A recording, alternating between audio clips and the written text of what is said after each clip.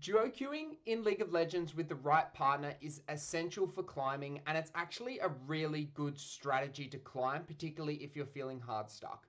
The game you guys are about to watch and the game I just reviewed is with a duo queue team playing bot lane, Varus and Swain.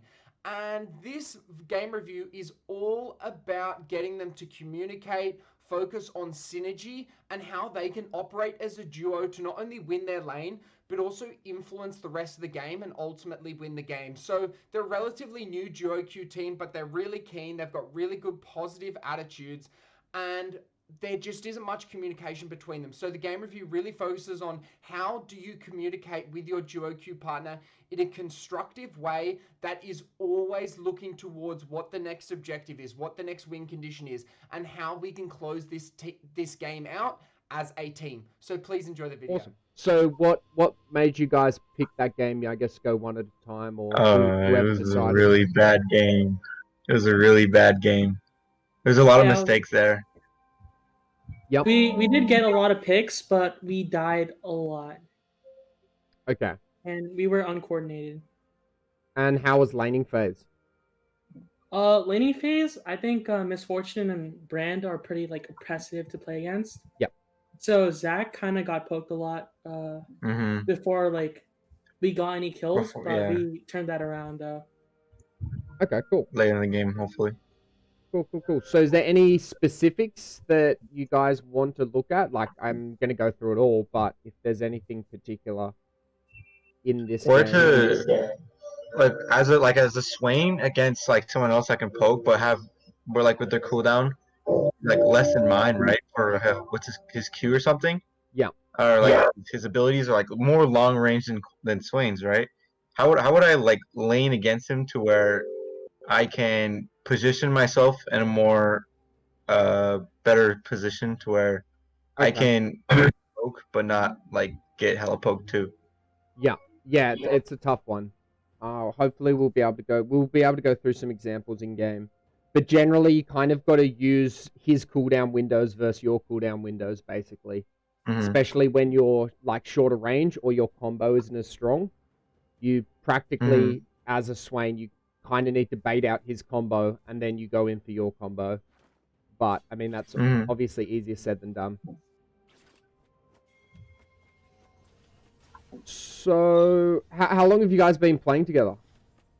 We've been playing for like ever since I became like friends with him, like in the start of high school. Cool. But we started playing ranked a lot this year. Nice. Yeah, more this year than any other year. Cool. And then this skirmish right here is what really messed us up, I think. Oh no, there was no skirmish here. Yeah, that's fine. Usually someone wants to be at Tribush as well, but this is okay. Because your Vi's up here. So what are you guys kind of commsing while you're waiting for this game to start, like before laning phase? We're usually silent, and it's just autopiloting until we get into lane, really.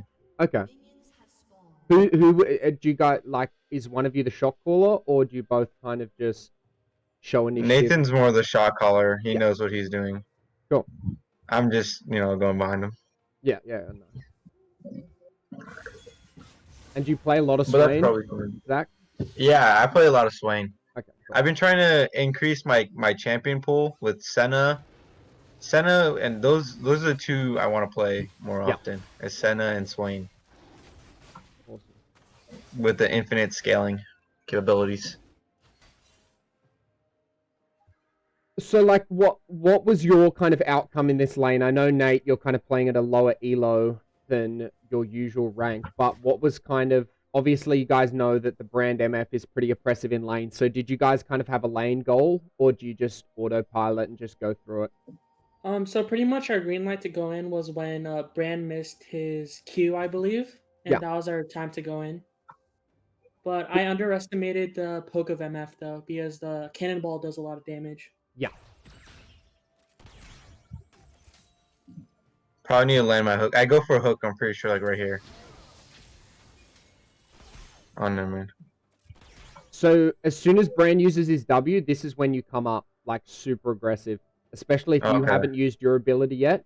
And that's Mhm. like the first example of like, sure, you know, you guys are only level 1, but if you can get a little bit of poke off on him, it's just going to make Nate's job a lot easier. But this is pretty good positioning. That Q's going to hit you, yeah. But this is good ward. This is really good aggression. Nice. Yeah, I missed that one, yeah. Okay, you got bone plating. Cool.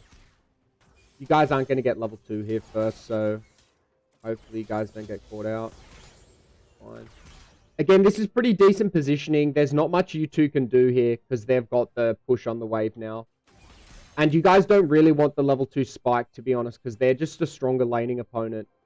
So to be honest, this laning phase is, unless Nate outplays, basically, you guys can just scale because of you two.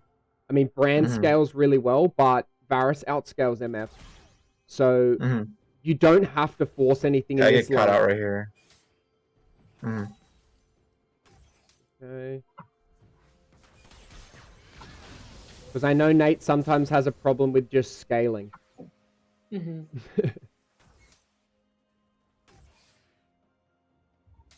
CS is absolutely atrocious by both AD carries at the moment. Yeah. That's a good catch.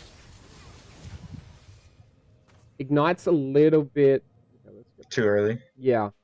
Just because the trade window had kind of closed. What do you mean by trade window? Like after all the abilities have been used? Yeah, So and like so... after I'd pull her in? Yeah. And then I'd use it? Yeah, and so watch how both... Well, just Ignite's more of a kill, not like a 80% health spell. So it's more like to try and get an execute or to reduce the heal that MF has. Okay. Rather than like a... So this is like a short trade window because you watch after you both teams get their combos off, MF and Brand disengage straight away. So this is kind of the... That's really the end of the trade. Like, you shouldn't Ignite there. You could keep the trade going, but not with Ignite, if that makes sense. Yeah. So use it for more of all-in, but instead of the trades? Yeah, yeah. Because now, you know, you took off, what is it, like 90 health, but it doesn't really matter. Because now it's on cooldown, and, you know, they've got a summoner advantage on you now, basically.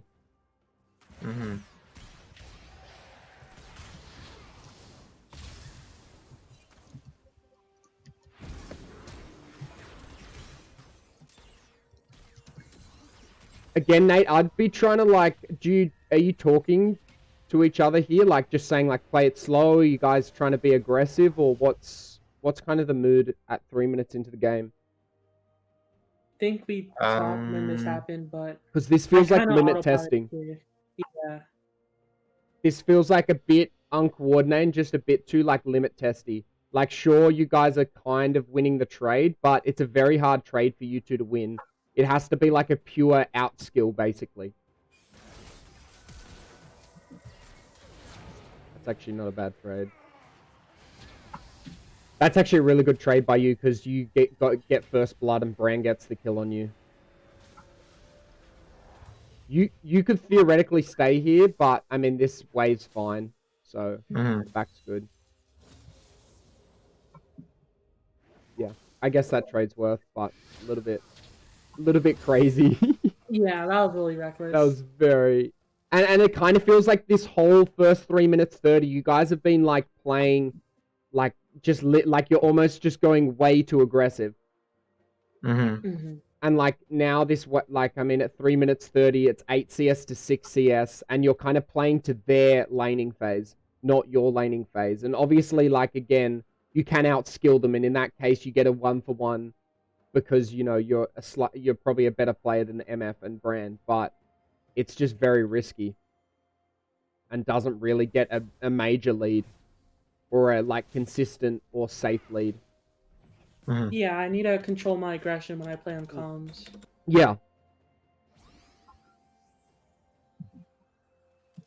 You guys have a really good window here because Brand hasn't backed yet. So now, not only do you guys have item spike on him, but if he backs, you then have a 2v1 on MF, which means you guys can either go in the all-in, or you could actually have Swain roaming.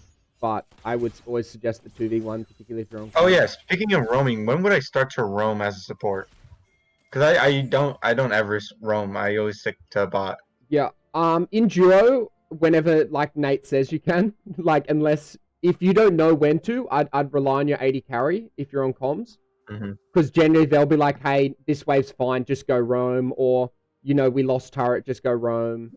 I believe that's what. Are you okay with your supports roaming? Yeah, I'm okay with Yeah. Zach roaming. Swain isn't the best roamer though, and neither is Senna, so those kind of champions. But hopefully you guys see Yone coming. Yeah. Like. Okay. I totally missed that. Fine. Well, I think if I landed my Q here, she would have died. It's okay, Bram will still die, right?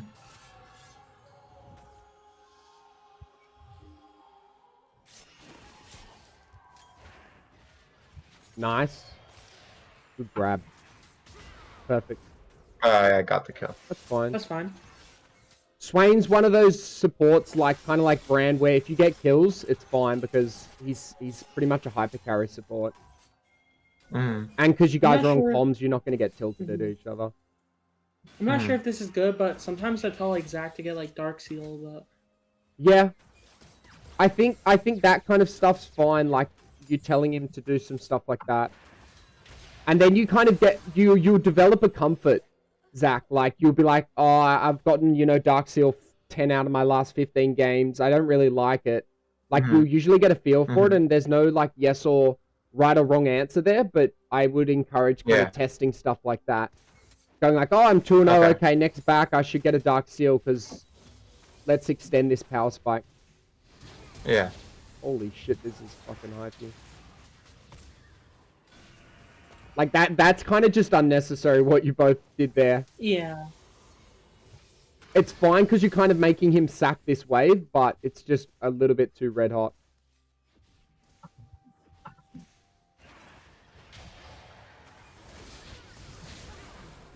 Really bad call on my part there. Yeah. I think you guys are just over-forcing because you're on comms. Like, that's what it feels like right now. I don't know if you guys do this every game. Like, you're making this matchup work. Like, you guys should actually be losing this matchup, and you're making it work, but the aggression, I think, is just a little bit too much, in my opinion. Because in the end, it's, you guys die, and now it's pretty much... 1 for 2. I mean, you're still ahead in gold, but Zach's now behind in gold. But, I mean, you're ahead. I'm pretty sure I'm behind this entire game. Yeah. I am like 3 or 6 or 4 levels behind. Yeah. The good thing is you kind of have them at staggered recalls, which is kind of good when you can abuse it, but at the moment can't really do much with it. So you're going... Are you going Man Immune? Man Immune. Okay. Yeah. Do you feel like that's nice on Varus? I think I versed like an Ezreal in like my previous game, like as Vayne, and I saw the Ezreal's match history, and he played Varus in one of his games. Yeah. And he got like 22 kills, and then I was like, how does this work? And it turns out he has Man Immune. Yeah. And it worked. It synergizes well with Varus. And you've gone pickaxe first, which is super smart. Sometimes people go tier first, and it pretty much just is inting. So it's good. Again, this is like, you guys should just be chilling here. Like, a bit of poke from Zach's fine, but you guys should just kind of be chilling. This is a really good spot for your wave to be in. And you've got good vision as well. Who's placing the in-lane wards? Because they're doing a lot of work. I'm not sure. Pretty sure it's Nathan right now. Yeah. Okay, CS is doing well. And again, like, you have a lead right now, so it's like a 700 gold lead. Sure, you could, like, force the extension, but you could also just play the rest of this lane passively if you do want. Or just, go in a lull, try and go for a level 6, but because you guys are both level 4, you're actually kind of behind against them at the moment, other than, like, gold. You're behind on them in XP and kind of lane dominance.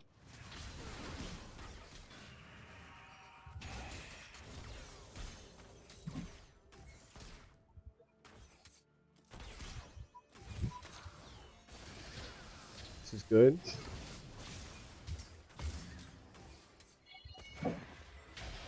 Nice. Nice. Really well played.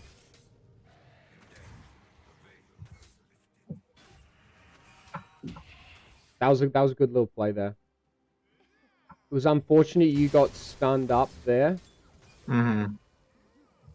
So who's calling this? Did either of you call these kind of plays, or do you just like naturally go into them? I think it's part of the ebb and flow or yeah. natural. Okay. I'd suggest trying to like sync it up because I feel like Zach would do a lot better with like 1 or 2 second warning, Nate. Mm-hmm. Do you, like, because Zach, I mean, obviously you're not a new player, but you're a little bit not as good as Nate. So I think if you guys can give each other more warning of when whoever's taking the initiative, try and give your friend, like your teammate, 1 to 2 seconds warning, because then he can get a much better combo off as Swain. Mm-hmm.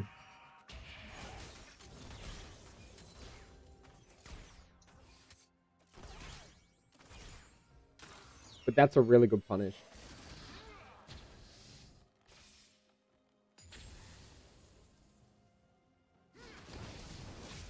And you do block it for him, which is pretty good. That's a really good pull as well. Your pulls have been pretty much on point. Good. Nice. You guys shouldn't be winning this lane either, by the way. So that's like, I'm being pretty critical, but you guys are actually winning a lane you shouldn't be winning. So you're also doing a very good job. Because now Nate's got like a 1k gold lead, and you and Brand are pretty much even. Mm-hmm.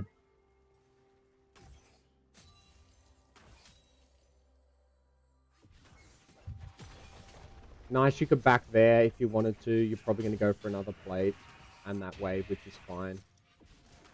Because of this wave, it makes sense. Mm-hmm. You guys don't want to fight here, so I really hope you both back. Yeah, cool.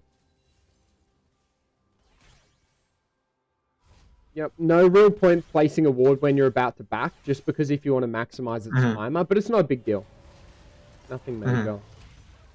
Good thing is you're also opening up Vi, because she doesn't really have to focus your lane just because of how aggressive you guys are playing, which is really good. Like, it's kind of like an indirect benefit of how you two are playing this game. It should be giving Vi a lot more opportunity to help out Yone and Garen, even though she hasn't really taken advantage of that. But you guys did get Dragon off it, so, you know, that's another indirect benefit of how you guys are playing. Also, this is like it's not macro related, but like, how do you build your mental fortitude into games? Like, for example, when I jumped into this game, I thought we were going to lose because honestly, a Yi, like, there's not much counterplay to a Fed Yi nor a scaling Kassadin. Yeah. And Nas is pretty scary too up top. It's so like there's a lot of different factors. Some people are just naturally a bit more like pessimistic, so it could just be a natural trait. I don't know if both of you have it or one of you has it and the other kind of just stays silent. But like obviously you guys are kind of looking at facts like Yi, Kassadin, Nasus scale quite well compared to, you know, Vi, Garen. I mean, Yone kind of scales quite nicely, but you guys are looking at it realistically, but try and go into every game as like with a fresh slate, and also understand that you guys are on comms, so like that's an advantage in itself. And I think you gotta, like don't go in so negative, particularly Nate, when you're a higher ranked player than the people you're versing. I don't think there should be ever like a negative mindset, because even if they do have the better champions, it's not necessarily who's got like the better draft. It's more skill expression and how well you can actually play as an individual. So there's no real tips. I mean, if you're super unsure about a team comp, you could always dodge the game and you lose 3 LP for it. If you're like, if you're feeling like you're super like negative in the game and you're like already thinking you're going to lose the game, sure, you could do that. And I guess that probably explains why you two are playing so aggressively, because you're trying to get an early game win condition over these kind of hyperscalers, which makes sense.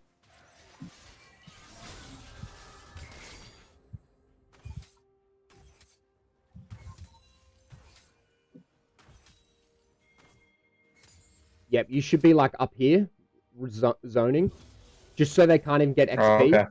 So like in these kind of situations, like don't let them even get XP. So if you can be up here, it's not a big one, but it's like when you guys are on comms and you're playing super aggressive, always be positioning super high up. But I mean, they're over respecting you guys anyway, so it's pretty fine. And also, you guys end up winning this game, right? So doesn't that prove the negativity rule? Nice. Like, emotion and logic don't go well together, too. And then I show the love with Nathan and we charge in here. This is a little bit red hot. Yeah. I think you guys could have just been happy with the 1 kill. Fine. So Nate gets a really good ult here. I think you guys should have just been happy with the brand and then gone for the plating. Like a much safer play. And I think, Zach, maybe if you're the more conservative one, you need to like kind of call back. I don't know who's the more conservative one, but one of you needs to be like, after you get a kill, just relax. Because you both get kind of super hyped after this kill and go for a turret dive that just didn't really need to happen. Yeah. Particularly because you guys just base tank the whole brand combo as well. Yeah. So like here, you miss ulted, right? But then, you know, missing ult is kind of, or using ult a bit too late is one thing, but then flashing is another thing. And then diving is like, so you make 1 mistake into 3 mistakes that results in a 4th mistake of your deck, if that makes sense. Yeah. And then, you know, it's almost it's practically a net positive. It's almost a positive trade for them.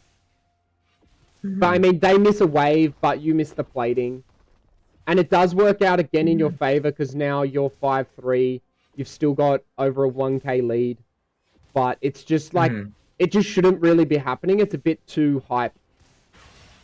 But again, you're creating a lot of indirect pressure, like, so it's kind of okay as well. But like when you start versing better players, you're not going to get away with this playstyle. So I'm trying to just make sure that it will keep working to a certain extent. Then you two will get to a rank. As long as you keep climbing, you'll eventually get to a rank where you start realizing that these kind of like shenanigans, you're not going to get away with them. Because once you guys get higher and you start versing better players, Nate's not going to have like a 30 CS lead at 10 minutes. They're going to be able to dodge more skills. They're going to be able to manage their waves better. And they're going to be able to predict your spells and all-ins a bit better.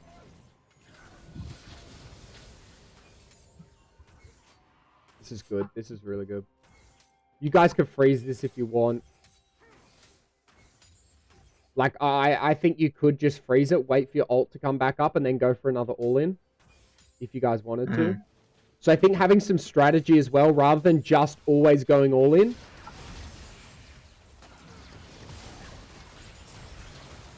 Yeah, this is... Like, this is a bad time to go all-in, just because you guys didn't have your abilities up. I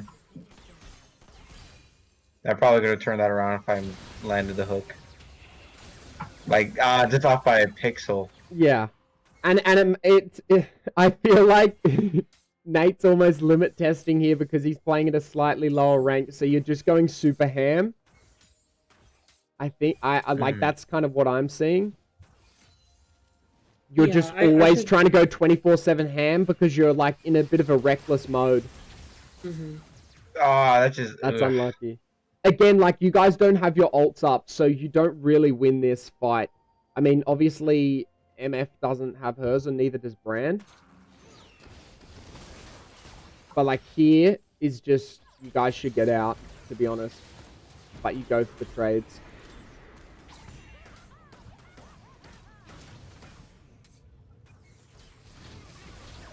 So I think going aggressive is fine, but make sure you have, like, you've prepared it correctly.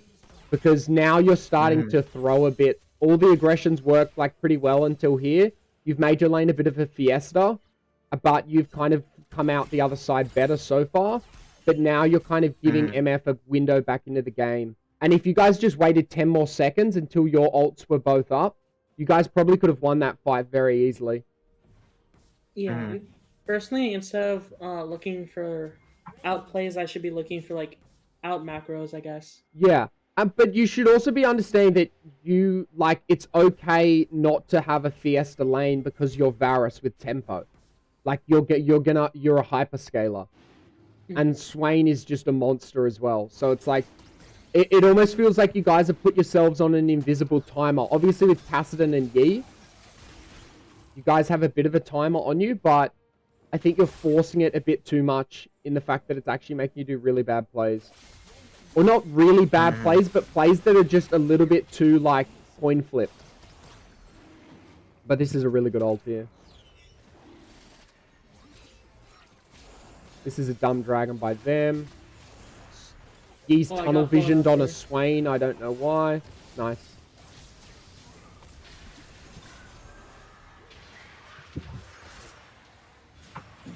You guys are going to get...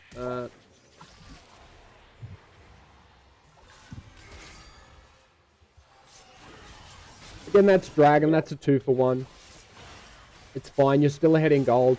But notice how this gold lead's kind of shrinking a bit. You got it up to about 2k at one point. Now it's back down to like 900, and then you and Brand are kind of always even, but now you're 300 gold behind.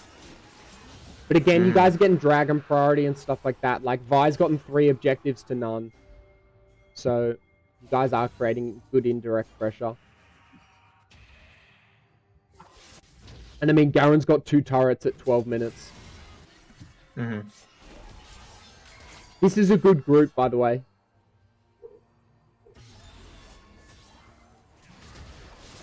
Nice. Better dodging.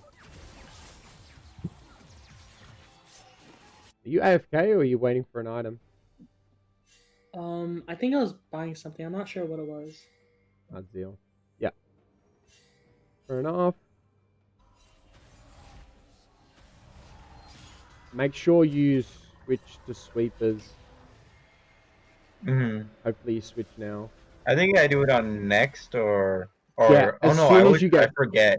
Yeah, as soon as you get Frostfang, try and use, as soon as you hit that 500 gold, use that as the cue to get sweeper. Because it's like, it's one of the support, like every support's mini power spikes. This is good respect. Just wait till your laner gets back.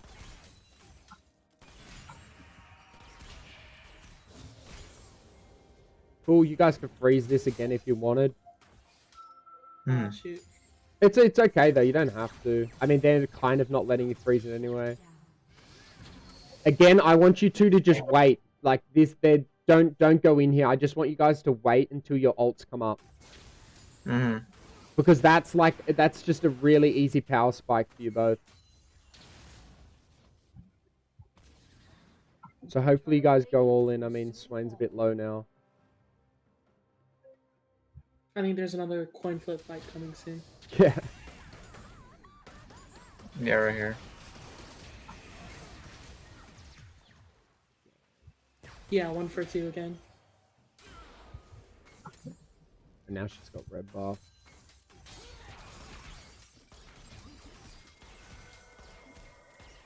Yeah. Again, you're kind of playing into their hands. Especially because you've got mana immune. Like, let's say you'd gone something else.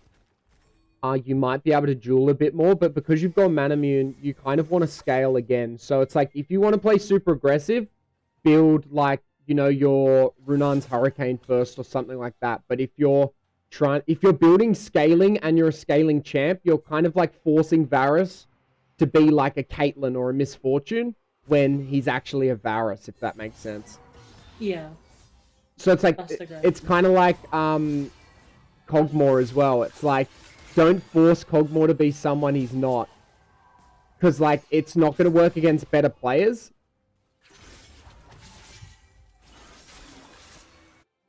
Yeah, I need discipline because, like, I get punished more as Varus than Vayne. Like you said earlier today, like, mobile champs have more room to make mistakes. Yeah, exactly.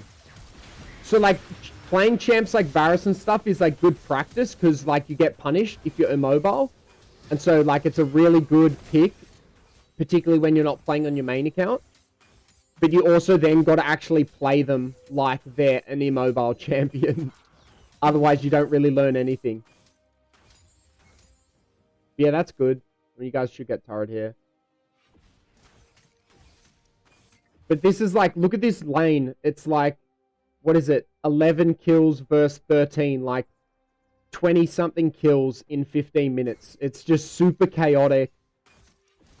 And like it's not always going to work out. So it's just a bit too coin flippy for me, just because a lot more can go wrong when you're permanently limit testing. I mean, you guys are coming out on top at the moment because Nate's 30 CS up. You guys have first turret, and he's gotten more kills than their MF.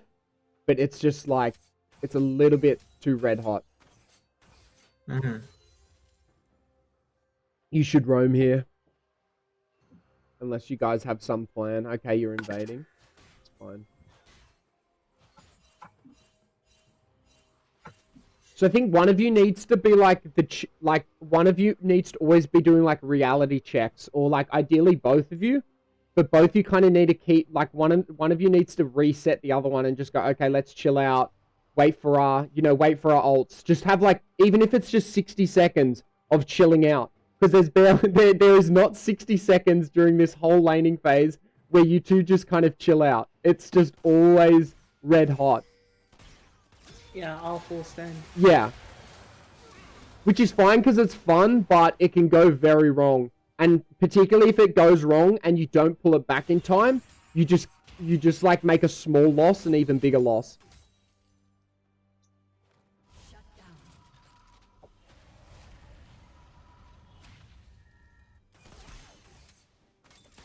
Oh, it happens again here.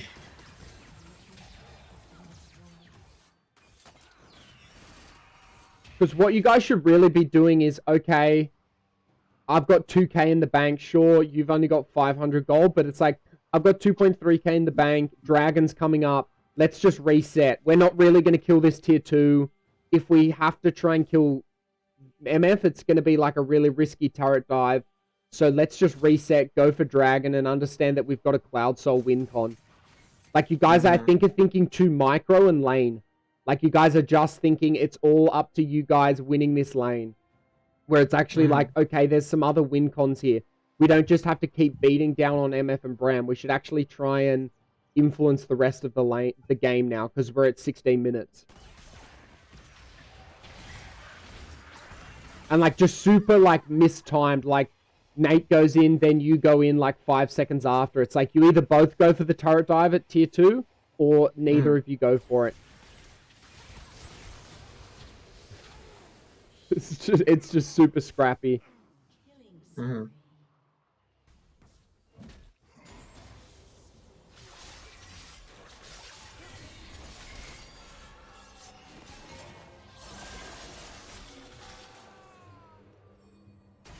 Oh, that was pretty funny.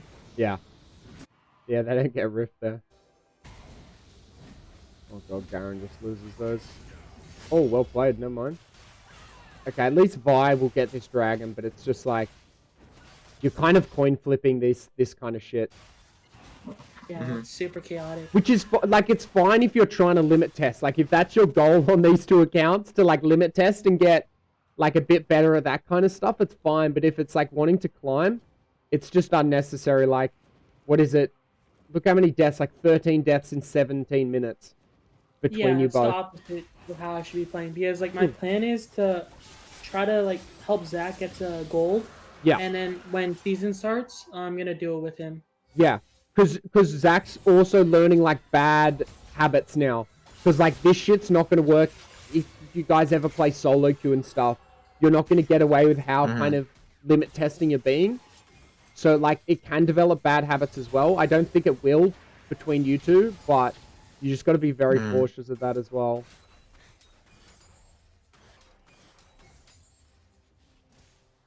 This is good, though. You guys have come mid.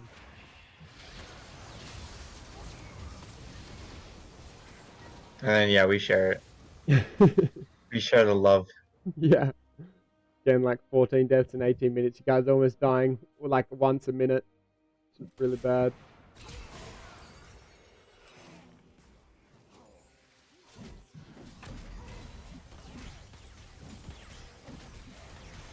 And now their team's pretty much back in the game. There's only a 2k gold lead.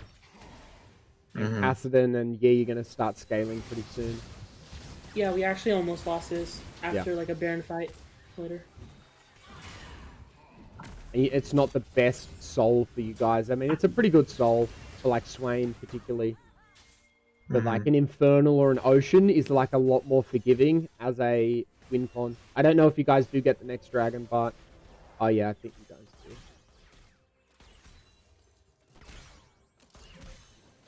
Again, get that sweeper. Nate, you should be telling him as well that he needs sweeper because it helps you both. And also, you need to get in the habit of warding more. So, like, never have like any wards left on your Frostfang before you back. Basically, even if they're dumb spots, it's just free vision. So you may as well just place them down. Like whenever you're walking through river, whenever you're doing anything, just make sure you're putting wards down. Because like you've only got a 20 vision score. I mean, neither does Brand have a very high vision score, but they should be at about 30 at 19 minutes, and it would be boosted a lot by sweepers, but. Just got to get in the habit of using your Frostfang a little bit more.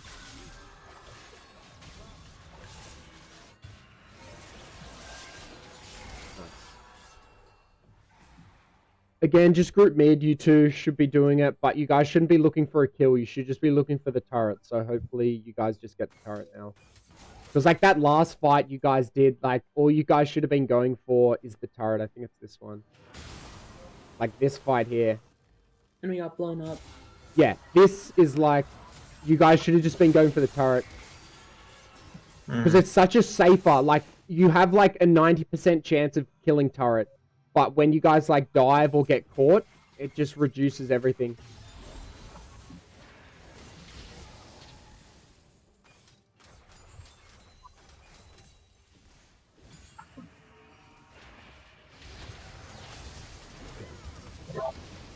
Like, you guys just aren't respecting the Brand either. Even though he's 4 and 8, he just still pops. Yeah, especially with Dark Harvest also. Yeah. And his extra burn. Yeah. Yeah. And because, like, it's a very high death lane, it means his Dark Harvest is kind of, like, popping. Like, he's already got 16 stacks from you guys at 19 minutes. So it just means he's like, you guys have kind of helped him scale with how like fighty the game's been.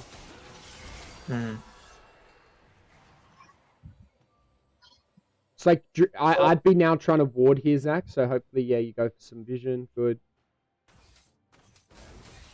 And then you guys just get turret here. Fine. And then you guys either go for tier 2 or you collapse on Nasus here. Or you could go for Brand, I guess. Yeah, I think you guys should just be going for tier 2 or collapsing on Nasus. I mean, you'll get the kill on Brand. But I don't think it needed all 3 of you there.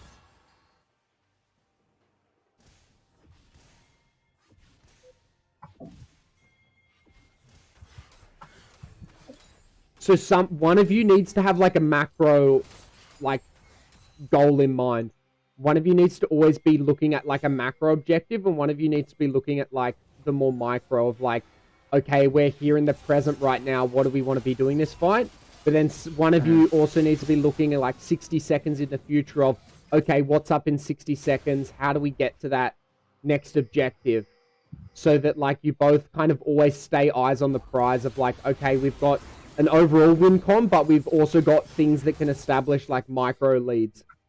If that makes sense. So, like, generally, Nate should be probably thinking of, like, in the longer term. And then you as the support should be kind of going, okay, let's go in here, let's do this, let's do that. Because you've kind of got less to think about as a support, which means you can think a bit more quickly about that kind of stuff. I mean, theoretically, one of you could do both, but generally it's a lot harder to think of both those things at the same time. But again, you guys get tier 2. You guys should just back. I mean, 1900 gold here. this is time you should be warding. So think, what's the next objective on the map? Is it Baron? Is it Dragon? Okay, where can I get some wards? I mean, your team's got pretty good vision down, so it's okay. Yeah, that's good.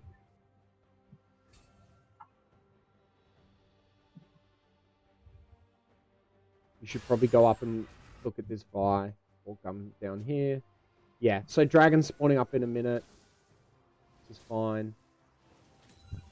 If I was you, I'd probably back and get some control wards, because I doubt you're going to back now before this Dragon spawns, and now they've got this control ward that you guys can't really clear.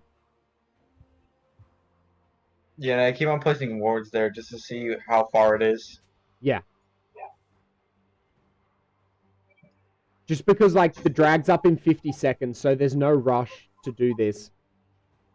Really, what you should do is just reset, get a control ward, because a control ward can see this whole map here, like this whole dragon pit, but a normal ward can't. Because now you've just wasted, like, 3 wards on, like, no vision at all. This can be a good catch if you guys... Particularly because, like, Cloud Soul at 22 minutes is just such a big win con. You should actually prepare for it a little bit. I mean, you guys will... This is fine because you do clear the ward. But again, against better teams, what you should have done there, Zach, is just backed, bought a control ward, and then been ready for the dragon fight. That's done by MF. Good catch. Good. This is a really good fight. Perfect.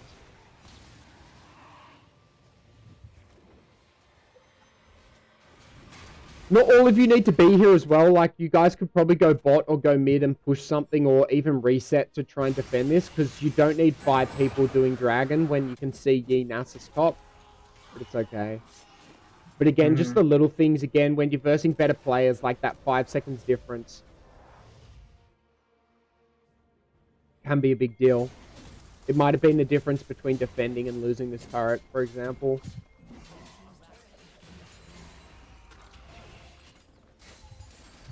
This is good.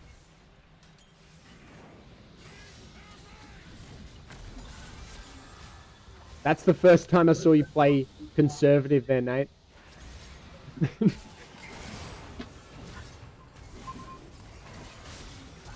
And now it's just like ARAM. You guys are playing, like, it's pretty scrappy this game. Baron should be on here. Good. Again, like, we need control wards here, Zach. We need sweepers and control wards.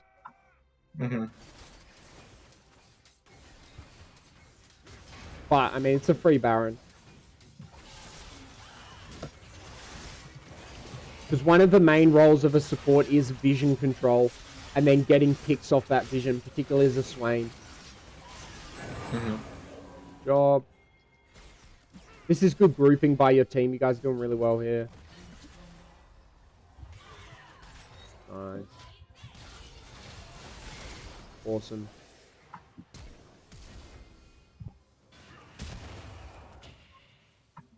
Okay, good. Nate's got the right idea. Zach, you should be coming as support. Chasing when you guys have Baron buff, that's what they want you to do.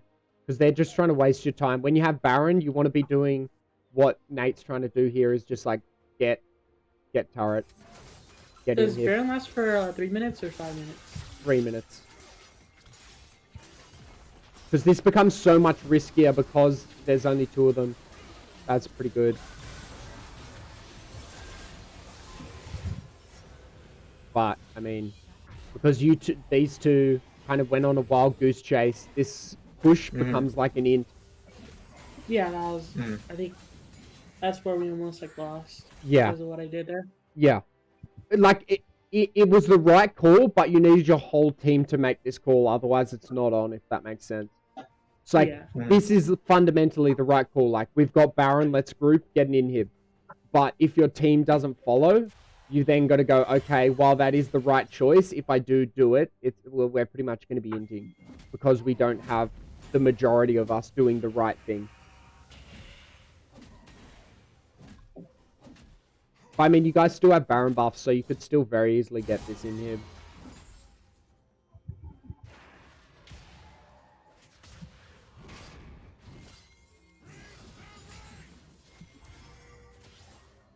And Yone's calling the group as well, which is good. I mean, Vi's not cooperating. Which is a little bit annoying. But, like, right now, your team comp, you guys want to be ending this game as soon as possible. So the grouping is good. It's a shame you guys didn't get it a couple of minutes earlier, but I hope you guys are still going to get the right outcome here. And again, here, I almost can tell what you two are going to do. You're going to probably try and kill someone before you guys kill the turret. The main objective here should just be killing turret. Yeah, just closing out the game. Yeah, just close out the game. Because again, it works when you're in, I guess you guys are playing in silver, but when you get to gold, when you get to plat, these kind of percentage plays just become less and less likely to get away with. And as you can see here, it doesn't even work out. All you guys wanted to do was get that turret. And then you fight. Like, you can still have this fight. Just do it when there's not a tier 3 turret shooting you for 300 damage, like, every 1.5 seconds. Because now Baron's kind of wasted. You guys didn't even get anything with Baron when you think about it now. I mean, I guess there's a kill here. He looks AFK. Oh, no, he's not AFK. But you guys really didn't get anything off Baron. I think they actually got more gold.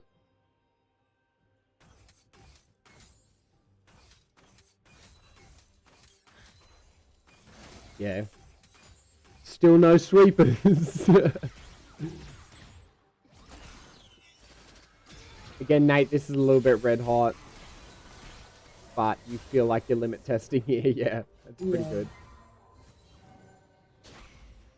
Actually, this game kind of like showed me a new perspective. It's like the team that spends more time actively thinking is the winning team, not the one that like tries to go for more outplays. Yeah. Because to be honest, these guys are actually playing a better macro than you guys. Like, sure, you guys got Baron and Cloud win con, but what you guys are doing with your Cloud win con and your Baron win con is like nothing. They're actually playing it really well. They like sandbagged and made you delay by you guys going on a goose chase, which ended up in Varus and Yone dying under turret. Then they again kind of almost baited you guys, I guess, into a fight. Obviously, you went in as well. But, like, they're playing macro quite well. They're just trying to sandbag and draw out this game for as long as possible. And right now, your team's kind of letting, like, you're all letting them do this. This is so red hot, dude. Going for a 27-minute game.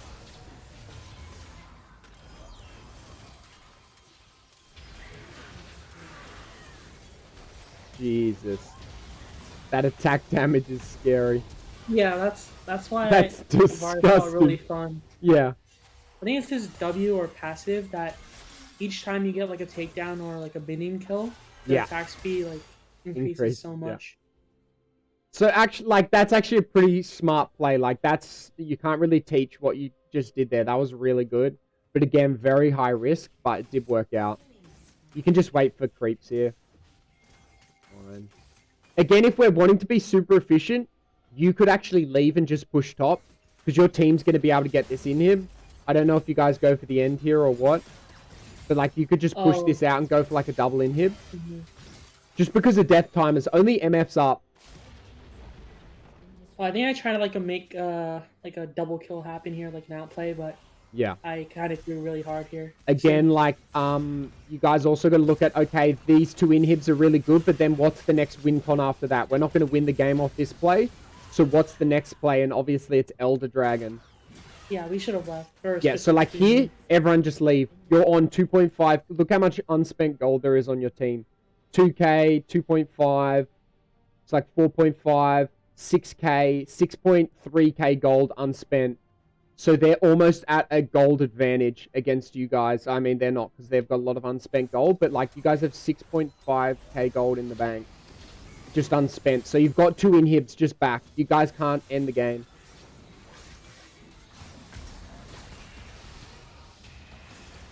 Too much limit testing. Less aggression is something I really need to work on. Yeah. You guys just need to do reality checks. Like, after every objective, you need to go, okay, what's next? Like, do we actually want to push here? Like, be realistic of, like, what's next? What can we actually achieve here? Because this is just coin flipping, like, what you guys are trying to do here. Especially when you have no summoners, you just can't be like strutting around their base like that. Yeah.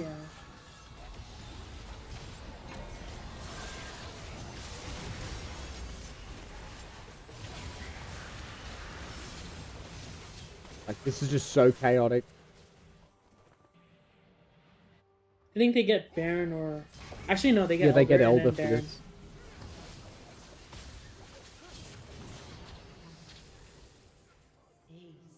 And it's like not just you two making the wrong calls, but like because you're 17 and 10, Nate, you really need to take leadership that you've got like a lot of your team's gold.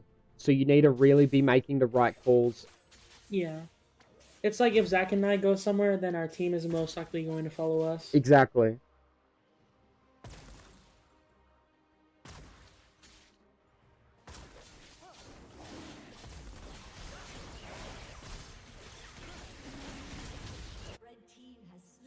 So ideally, you guys should just sandbag because they're going to get Baron as well. It's like, sure, you guys could fight over Baron, but they've got Elder Soul, so... Basically, you guys just want to wait. Like, because of the mistake here, your win con is delayed by, let's say, like, another 5 to 10 minutes. Just because they've got Elder Soul now for the next 3 minutes. Then they've got Baron. So, like, the next 6 minutes, or like 4 or 5 minutes, is going to be very tough for you guys. So that's what you should be thinking, like, right now. Like, okay, we can't end the game in the next 5 minutes, but let's just chill out and get ourselves in a really good position. Don't lose too much while they've got these 2 power spikes. Because these power spikes are on timers, let's just chill out, wait for them to go, and then we fight again. So hopefully... I don't think I should have backed here, because I think my team fights are now, too. These are good. Lane wards are pretty smart as well. But again, what you should be doing is trying to get vision over this Baron, because this is like the next objective, Zach. You should be trying to really secure all this vision, even if it's just using these Scry's blooms and getting a ward in, rather than just sitting mid, because this is like just wasting time here. You're not really doing anything here. You've got a ward here, you've got a ward here, but this isn't like a contested area. So it's fine having like one ward, but this is going to be a contested area. This is going to be a contested area. So, like, these aren't very high-value wards compared to, let's say, getting on Baron Pit. I mean, luckily, Yone does put a ward, so you guys get some vision. But I think that's also you, Zach, Nate, trying to teach Zach of, like, okay, Baron's up, can we get some wards on there? Like, helping him out with his vision control.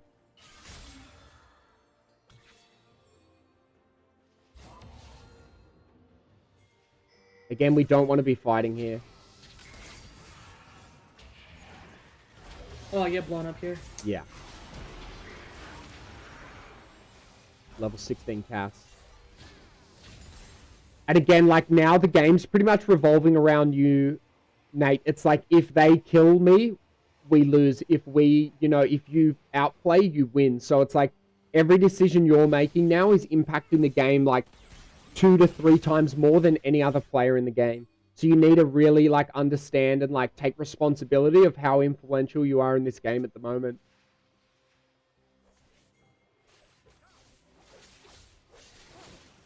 Yeah, I mean, you guys should just give this.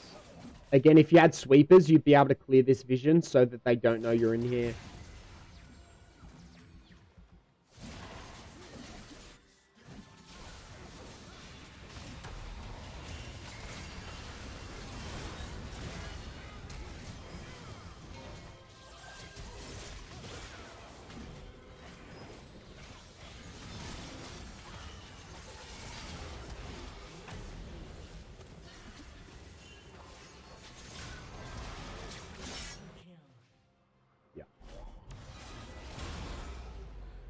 So, like, you pretty much never want to fight a team when they have Elder. It's like they've got a 90% chance of winning the team fight when they have Elder Dragon. So it's like, even if you can outplay, it just makes it so much harder because of the execute and the burn.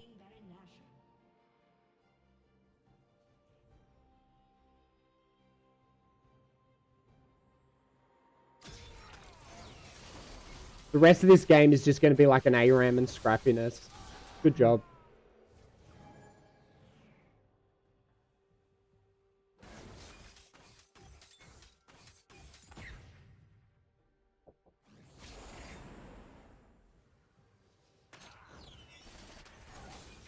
You should just be going for this CS as well, to be honest, because this is the next win con for you guys. So you should be prepping this bot wave. Yep, so you go do it eventually. That's good.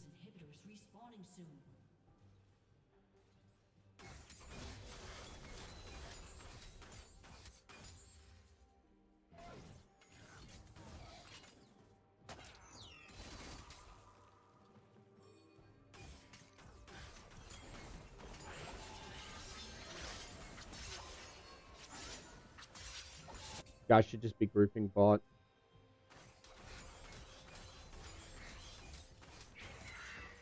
Especially because you're full build now, you're just kind of taking all this income.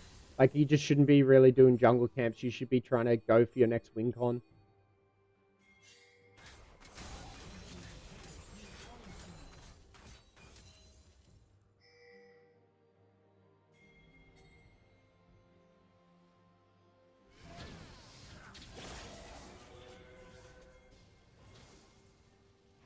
Okay, this is good.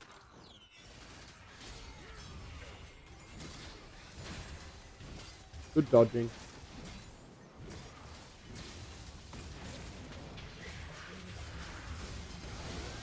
Jeez.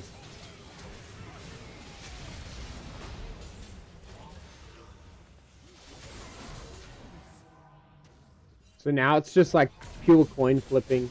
All these team fights are coin flipping, and they're in a much better position for the coin flip because of how well they scale compared to you guys.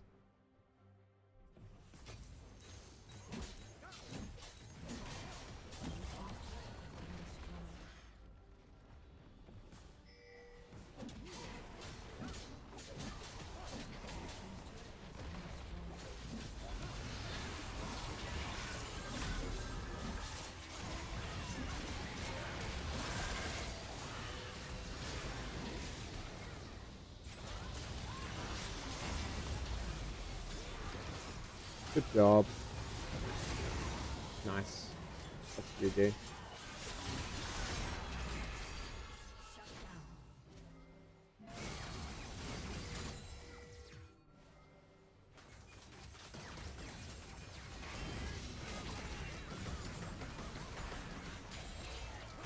Nice.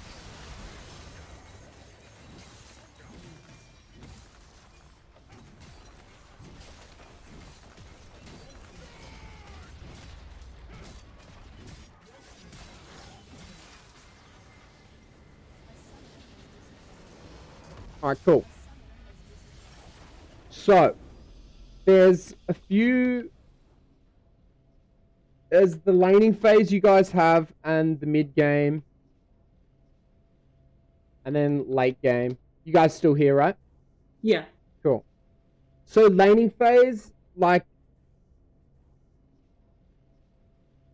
So, like, understand your laning win condition. You guys, like... Varus Swain doesn't beat a MF brand unless you like purely outclass them, which you guys kind of did, but you noticed how messy it was because you're like trying to force a square peg into a round hole. It just doesn't, like, it's not natural, and you can get away with it, particularly if you're more skillful than them, but as you're going to get higher rank, you're going to start developing these bad habits where you think you can just keep kind of like coin flipping aggression, and it's slowly going to become less and less impactful and effective.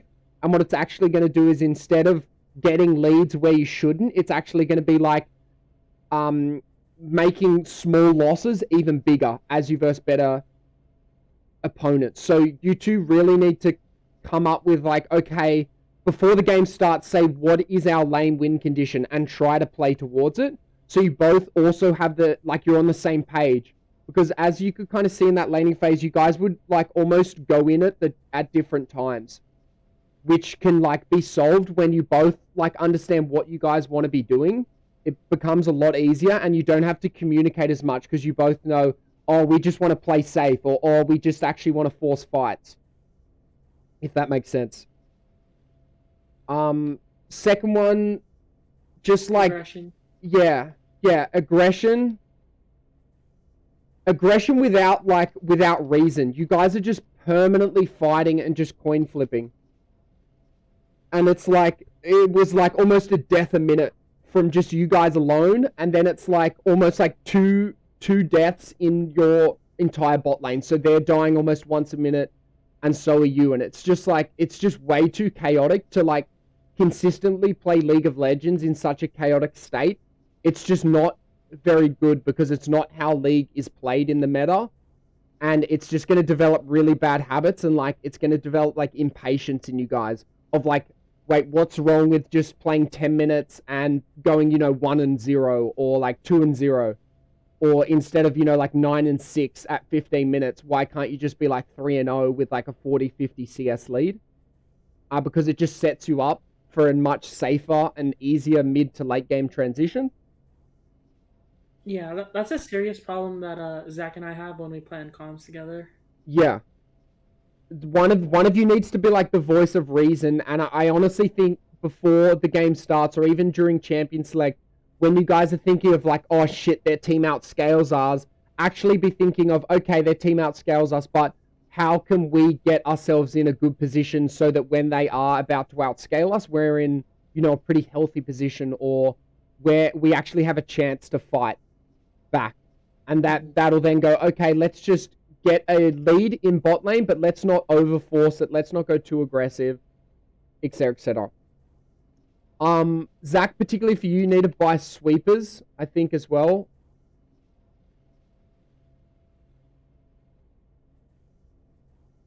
Sweepers, and you need to work on your vision a lot more, because your vision will also allow you guys to make much better decisions. And if you guys do want to play a bit more limit testy, the more information you have with your vision, the better that's going to be, and the more successful that's going to be.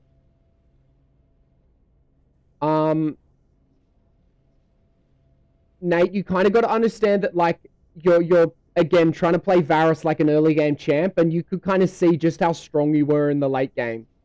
And it's like, if you want to play early game champs, play like, play Caitlyn and stuff and dominate lane. But if you want to play like scaling 80 carries like Varus, Cogmore, and I know you're trying to play a bit more Vayne, and Vayne again's quite a good scaler. You just need to be chilling out a bit more in laning phase and really taking ownership of how you want the tempo to be in the bot lane. Because I can almost guarantee you on your main account, you're probably not going to get away with how aggressive you play here. So it's not just giving you bad habits. It's also going to start impacting your main account if you're not too careful.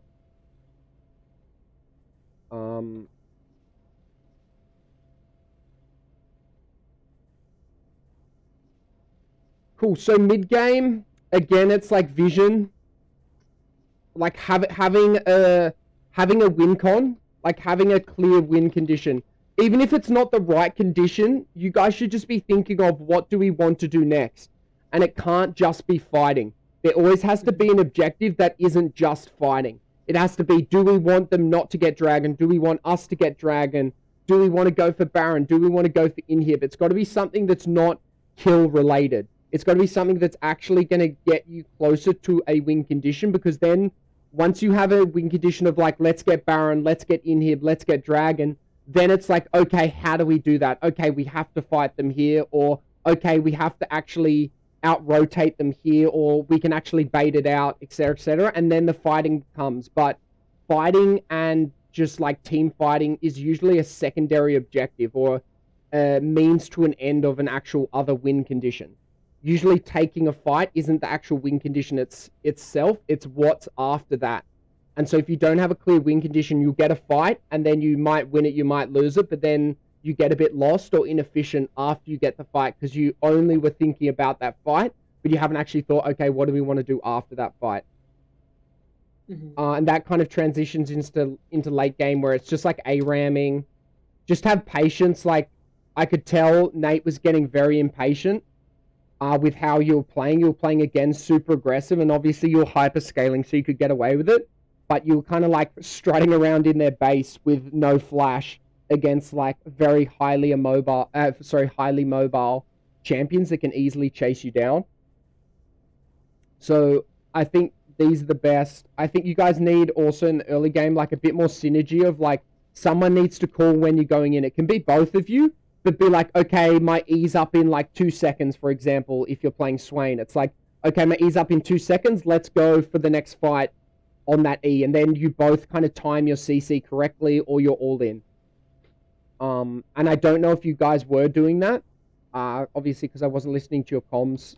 We don't have your comms. But were you guys kind of doing that kind of stuff? Yeah, we were trying to like tell each other when our like hooks and stuff or abilities were up. Okay, cool. We'll keep doing that. Just I guess it'll be a bit more practice because like you guys seem a little bit out of sync.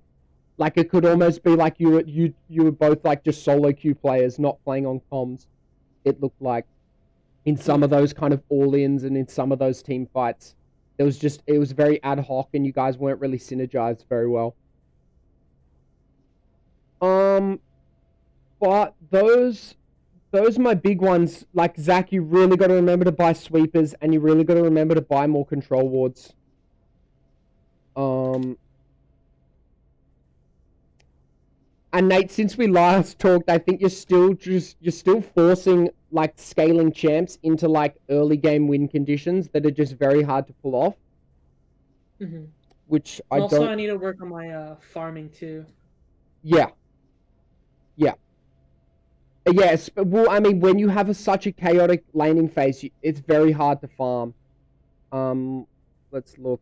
I mean, you had 7.4 CS per minute in the end of that game, but that was all generated in the late game. Like at 15 minutes, your CS was not very high there, and it was just very messy. And like particularly because you are playing below your elo, if you're dying 12 times in a rank that's lower than yours, it means you're developing bad habits and you're starting to do like silly things and play sloppy. That then again, when you go back to your main account, it's going to be really detrimental. And you're going to start feeling like your main rank's actually harder to play than what it is because you're developing bad habits. Of like, sure, you can get away with having 12 deaths in a game, but really you don't want to be having 12 deaths in a game. You want to be playing a lot safer than that, a lot more strategically, and be like outsmarting them as well as like outclassing them without dying as much. At least like 2/3 of my deaths could have been like avoided if I like thought about the game more like 15 seconds ahead of my death, I guess. Yeah. And I think that's probably something both of you can learn. It's like try and think a bit more ahead. You guys are almost playing like just the whatever happens next, that's all I'm thinking about. Like let's just do this, let's fight here, let's fight here, let's fight here.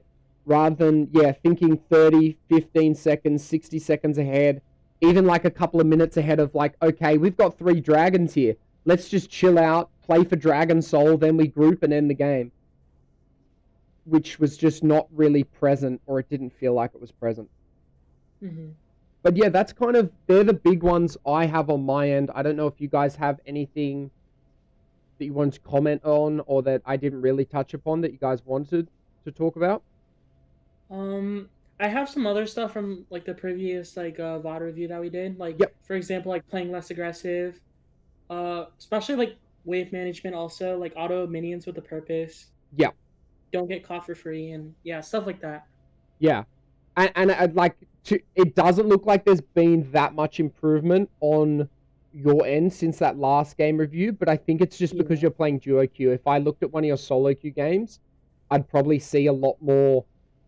Like a lot more of those fundamentals coming through, but this game seemed like it actually reminds me of how I play on like my other accounts, like my old accounts of like I'm almost just limit testing. I don't almost care too much about what happens. I just want to be super aggressive and like be a high kill game, which is like it's just not a good way to play, particularly if you're playing with a friend who's like it's their rank that you're in. It's like you should be teaching them and leading by example. Hello. Can you guys hear me? Yeah. Oh my! I've been talking. I was like, oh, you've been talking this whole time. Yeah, I've been talking this whole time. I was wondering why you weren't replying when I was talking about your stuff. Yeah, because I was like, oh, okay, yeah. I was like talking the whole time, but I guess my mic wasn't working. Oh my gosh.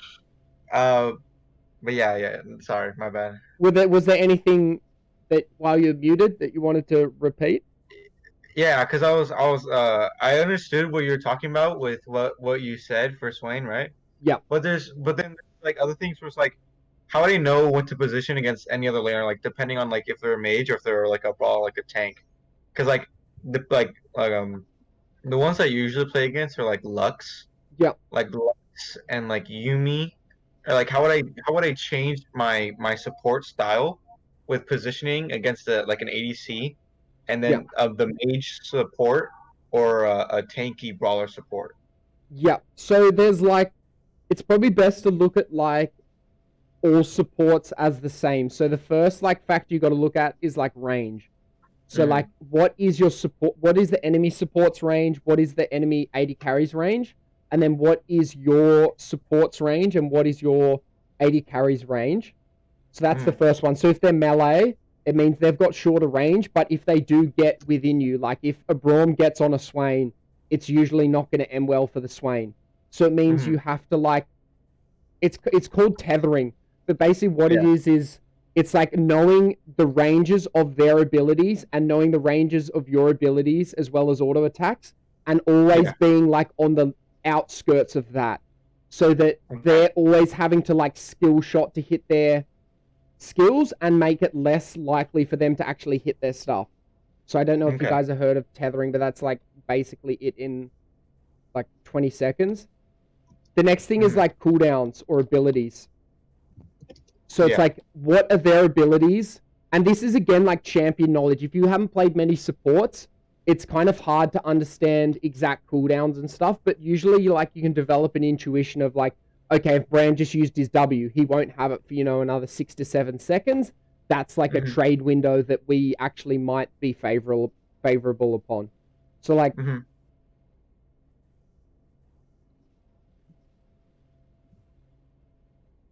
so like if you can bait out a skill shot, that's a really good indicator, particularly in like a matchup like Brand versus Swain. If you can bait out his W or even his Q, it means, okay, I Yeah. can go in here.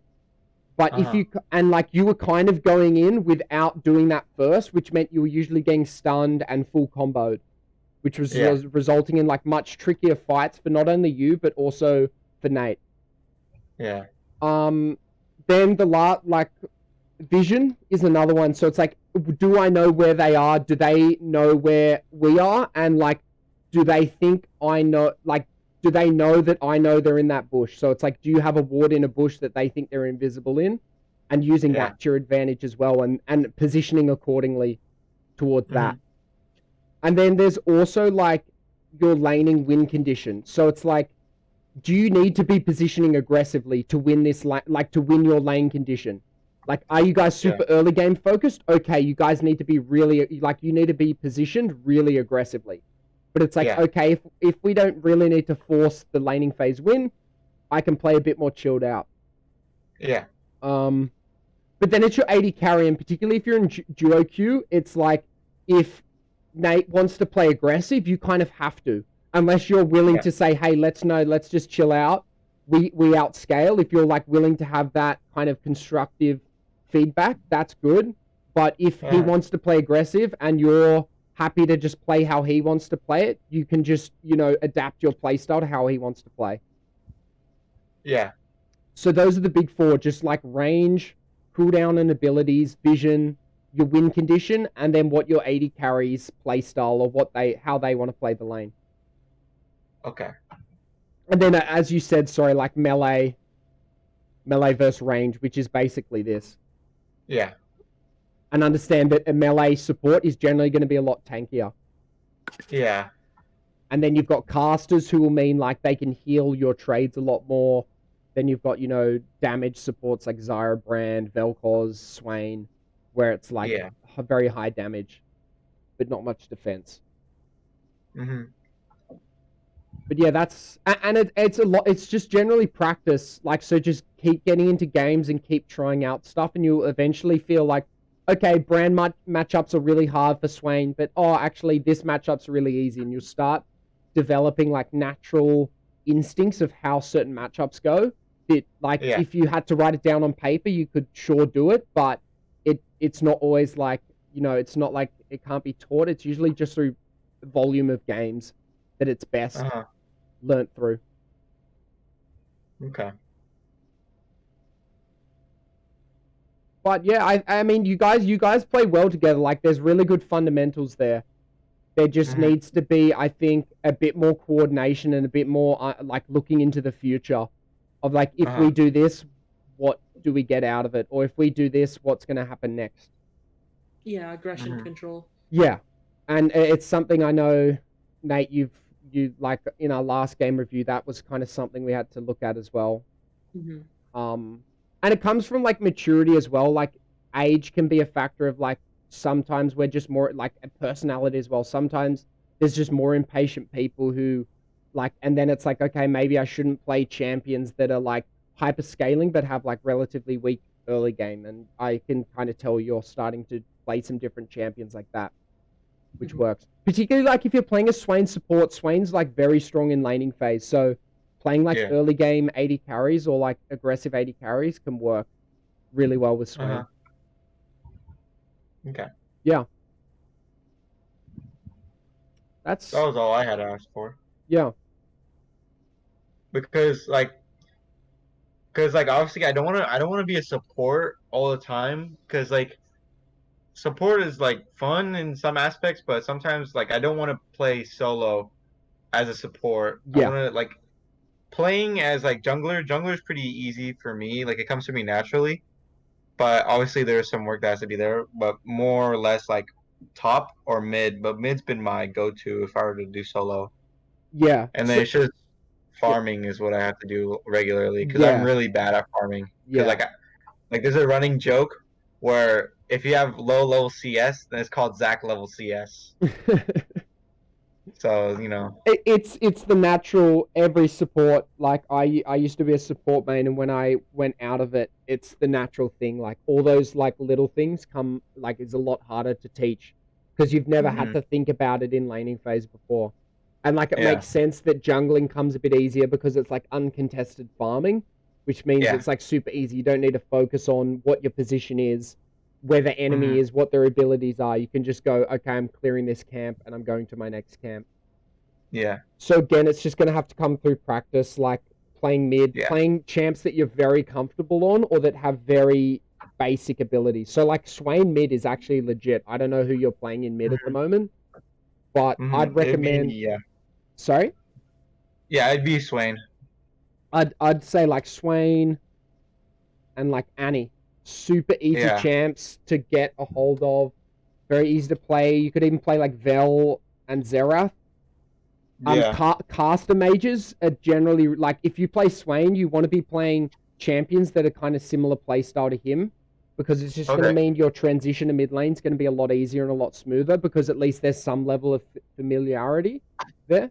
hmm Um, but I'd suggest you almost. I mean, I don't know how you guys want to do it. There's a lot of ways you can kind of duo queue together, but I don't know if you want to have another account that's like when you're not duo queuing with Nate, you're like practicing your mid lane on or something until you're Uh-huh. confident enough to bring it to your main. I don't know if you have ranked anxiety or anything like that when you do switch out from support, hmm but that's a good kind of tactic to have is like have a second account that you can practice with. So like have one account for learning and one account for climbing, if that makes sense. Yeah, Until you're that like makes sense. really confident in your mid lane or your jungle, and then you're like, yeah, I'm confident to play it in rank. Yeah. But yeah, I think these champs are super easy to pick up, a very natural to Swain. And just set yourself goals, like set yourself like CS goals of like, okay, I don't know what your current CS per minute is on your mid laners, but I'm guessing it's probably around like the 4 to 5 mark. Like try Yeah. and set yourself like 6 CS per minute and then like up it again, or even just increments of 0.5 per minute hmm in games and just focus on that. Because like Yeah. CS, like when you're not playing support, CS is like your primary source of income. Yeah. Like it's more than you're gonna get from kills. It's more than gonna get from like turret platings. So you really need to get the fundamental of CSing down before you hmm start looking at okay, how do I actually win this mid lane, or how do I actually outclass this guy, or how do I use my abilities, kind of, you know? Yeah. Yeah, cool. Nathan, do you have any questions? Or we're all good?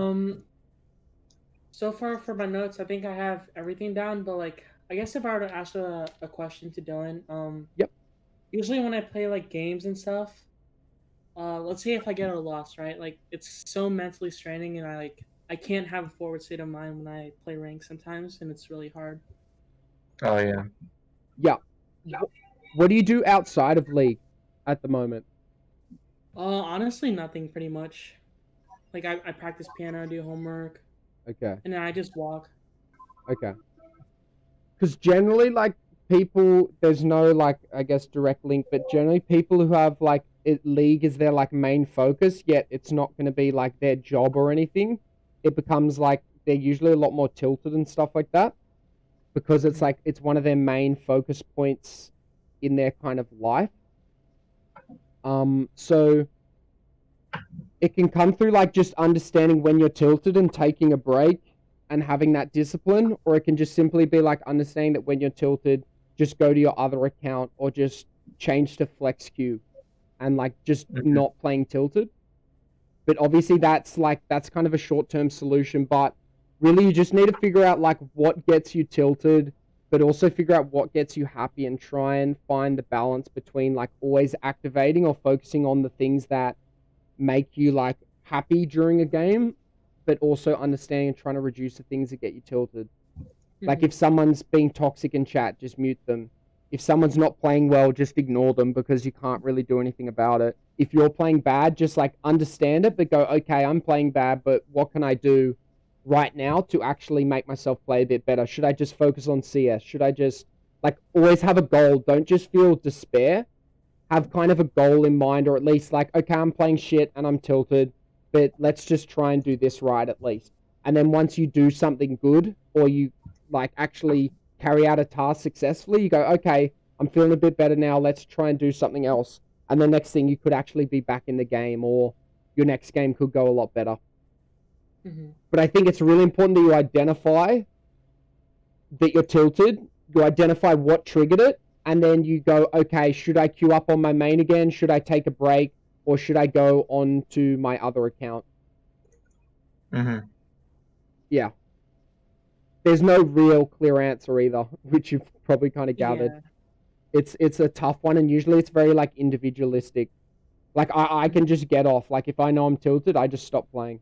Like I'll watch a stream or I'll play another game, or I'll go, go outside and do something. Yeah. It's like sometimes I try to like end it on a good note, but like it just equates to more losses. Yeah. And then yeah. I think also like look at League as like very macro. Don't look at it as like one day of climbing or one game. Look at it more like, okay, this month, how did I do? And like if you start looking at that, it's much easier to like take a break. Because like, okay, I've got tomorrow, I can play tomorrow. Okay, I've got the next day. And understand that like I don't have to play 5 games today if I'm tilted, or I don't have to force myself to try and bring back this 3-loss streak today. I can just reset and go at it again tomorrow.